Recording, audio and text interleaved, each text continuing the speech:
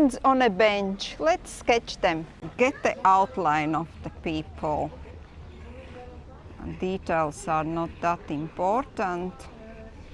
Most important is the posture, the look, the moment of the people on a bench.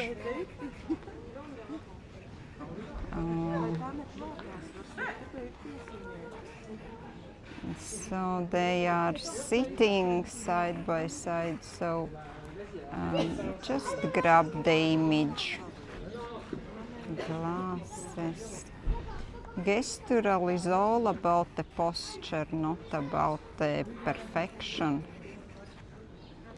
Does this look like a three friends on a bench?